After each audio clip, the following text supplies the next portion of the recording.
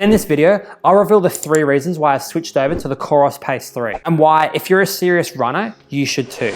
When I first started dabbling in running, I kid you not, I used to draw the running route into Google Earth to figure out how far I actually ran. Please don't ask me why, but it made sense to me at the time. And then I discovered the Strava app where I could track my running using my phone, and I immediately had a big upgrade in my running.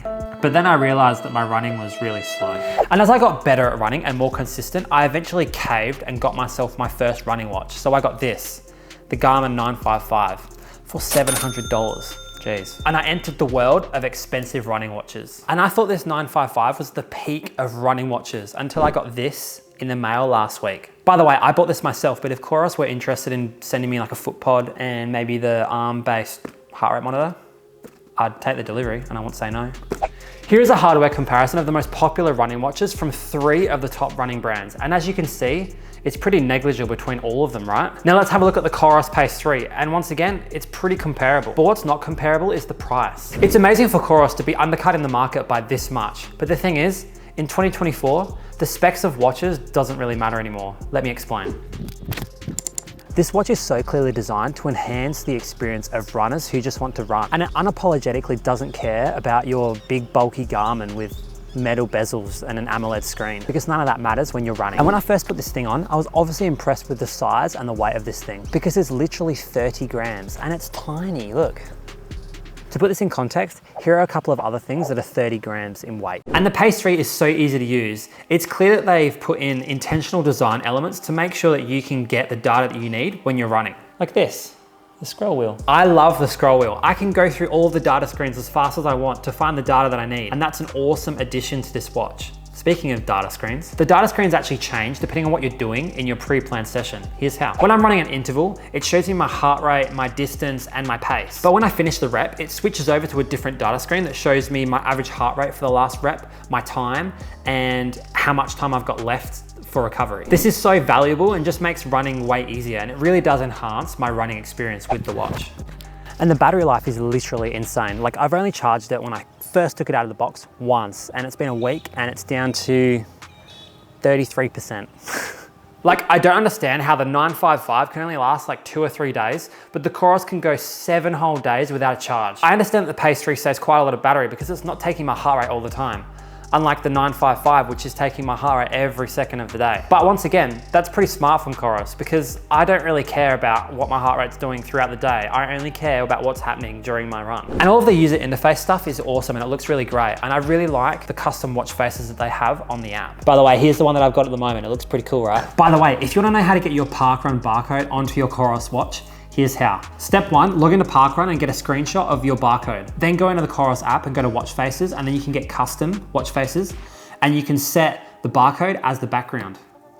There you go. Oh, here's another awesome feature. I'm gonna show you how quick it is to make a workout and get it on your app. So I'm making my session for what I'm gonna do later today. A 4K warm up, 5 lots of 6 minutes at threshold, and then a cool down. I cannot tell you how annoyed I've been in the past trying to get this watch to put my workouts on it. It's the most annoying thing ever. Like, for example, if I wanted to change my workout before I go out, I'd have to wait for so long just for the watch to actually sync to my app. And this previously annoying process that now is super easy has made me realize that Coros is doing something way better than Garmin. And we're gonna talk about that now. But really quick, please comment below which watch you have and why. The running watch game is now pretty much all about software and data. It's 2024, and in this modern world where everything is always evolving, software is king. And over the last 3 years, Coros have been developing their software at a very rapid pace. And it only takes a few seconds of looking at their web platform and their app to see that there's something really special going on here. The EvoLab and Training Hub is where all of the data from the watch is synthesized into clearly a very detailed algorithm. And when comparing this to Garmin Connect, you can see that it just looks way better designed and well thought out. Here are a couple of my favorite sections of the EvoLab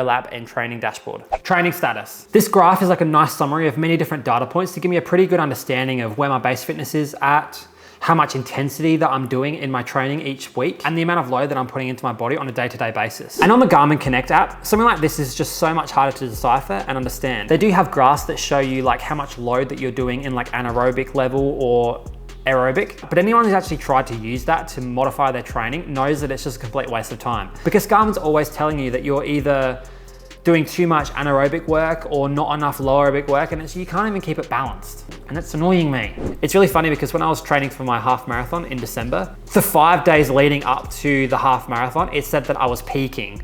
And then the day that I woke up, I looked at my watch and it said that I was strained.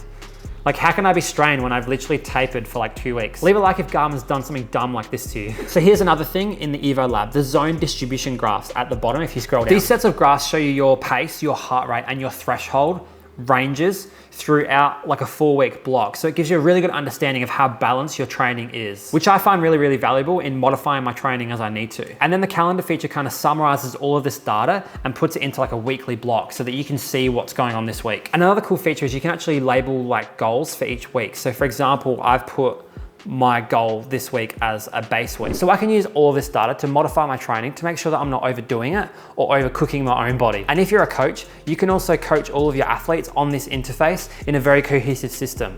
But your athletes are probably gonna need a Coros watch. Pretty cool feature. And what's great about this software focus is that if they release any more firmware relating to features they're gonna put on the Coros Pace 4 or 5, I'm probably gonna get them on my Pace 3. Coros isn't gonna be like other brands trying to upsell me to another watch just for a new feature. I'm looking at you, Apple. And the best thing about everything that I've included in this video so far is that it's all free when you just buy the watch. But why would Coros want to give you all this stuff for free and continue to give you new features? This all has to do with brand philosophy. And in my opinion, all the other brands are seemingly moving towards having a different watch for every single person and every single use case. Like, look at all these different Garmin watches. And I think that's because they, along with other brands, are really threatened by Apple and their Apple watches. And when you try to take care of everyone, you start to lose your niche audience. But Coros doesn't care. They're sticking to their niche of making the best products that they can for runners and improving the experience of runners. And yes, they don't have things like card payments and other smart features that other watches have. And I don't care about this because this is a running watch for running. But there are a couple of things that this watch could improve on, so let's talk about those. Now, the nylon strap is awesome and I really like it, and it's really, really lightweight. And it does give you a really good lockdown to make sure that you're getting as accurate of a heart rate off your wrist as you can. But we had a couple of hot days last week in Australia and this thing got really smelly really quick. So I had to take it off and give it a wash. So that's not good. Another thing that needs to be improved is the music system, because on this watch, it absolutely sucks. Well, to store music on the watch, you have to find MP3 files and plug your Pace 3 into your computer and then copy and paste them onto the watch, which is like what we used to do back in 2008. And that's okay because I'm not really gonna use that feature. And apart from Apple watches, music stuff is actually quite terrible on every watch. So I'll let it slide. Another slight issue that I've had with the Coros is notifications. If I got a text, for example, on the Garmin, I'd be able to scroll all the way through the text and read the whole thing. But on the Coros, it really just gives me this little preview, which is kind of annoying. The map features are also a little bit clunky too, but I don't really use that stuff all that often because I don't really run on trails that I don't already know. So that's not really a big deal for me. And the scroll wheel can be a little bit annoying sometimes. I find myself knocking it on furniture or something and then accidentally scrolling through all of the menus during my daily life. Also, sometimes I completely blind myself in the middle of the night with the white screen, but I picked that watch face, so that's kind of my fault. But like I've mentioned in this video, this watch doesn't care about smart features because it's unapologetically a runner's watch. So if you want a more expensive lifestyle watch that has all of those smart features that you're thinking are important in a watch, then go buy a Garmin. But if you want something that's gonna help you just send a crazy interval session, then the Coros Pace 3 is the watch for you. And if you still have a Garmin watch, then come to the dark side with me and Eliab Kipchoge and buy this watch. Peace.